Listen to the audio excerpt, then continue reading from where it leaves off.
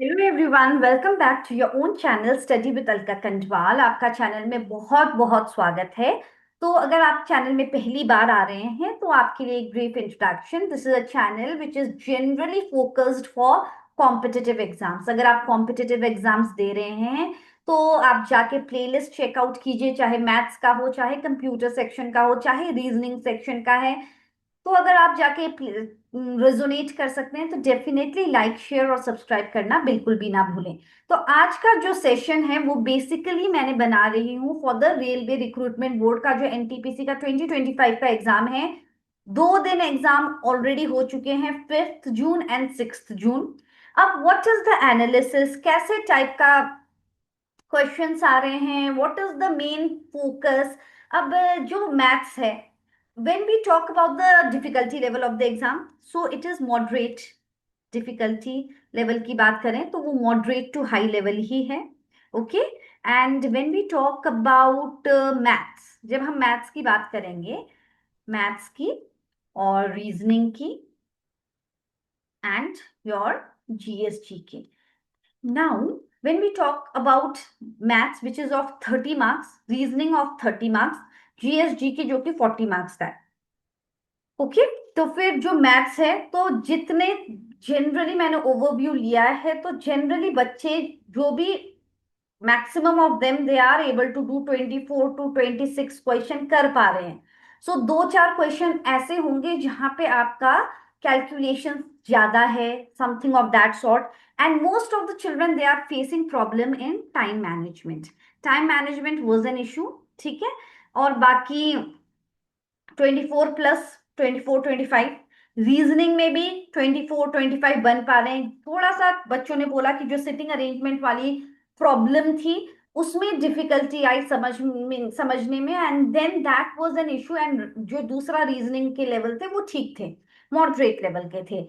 जो main problem बच्चों को आ रहा है इस वाले सेक्शन में।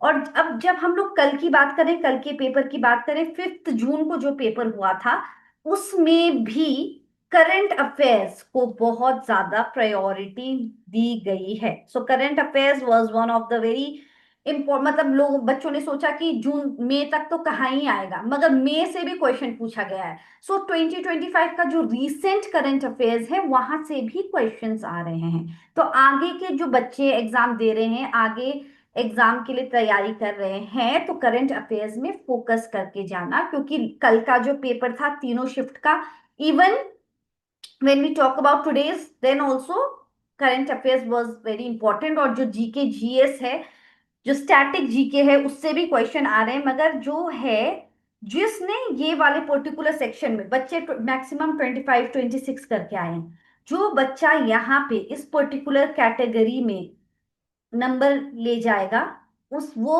अपना मेरिट लिस्ट में नाम ले आएगा। So this is the deciding factor now. Maths, reasoning, because if you are in the practice of doing it, you will be able to do 24 plus in the exam.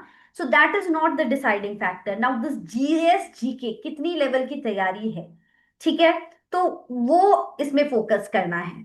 Okay. And the other part is that maths में what are the important topics when we are talking about maths.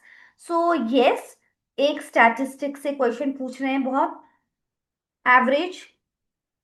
Already मैंने भी sessions बना रखे हैं, but if you want a final minute revision, so I will make a session for that also. Mensuration का सारे formulas अच्छे से revise कर लेना, क्योंकि इतना कॉम्प्लिकेटेड क्वेश्चंस नहीं आ रहे हैं मेंसुरेशन से। It is directly based on the formula, कि अगर फॉर्मूला याद है तो अप्लाई कैसे, वैल्यू डालो and you get the answer. So that is not very difficult. I will make a session on mensuration, all the formulas will be discussed so that you remember the formulas.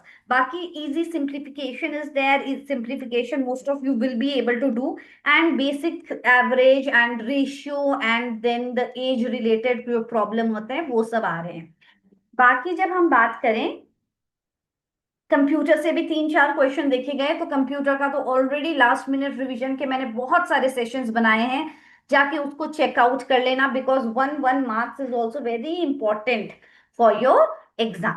Is it fine? So this is what I am telling you, focus on the formulas of mensuration, directly you can apply that formula. बाकी अपना जो reasoning है उसमें sitting arrangement का थोड़ा focus कर लेना।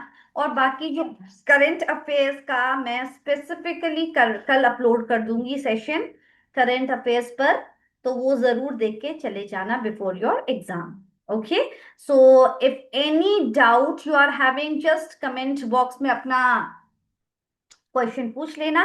बाकी stay tuned and don't forget to like, share and subscribe to the channel. All the best for your exam. Thank you everyone. God bless.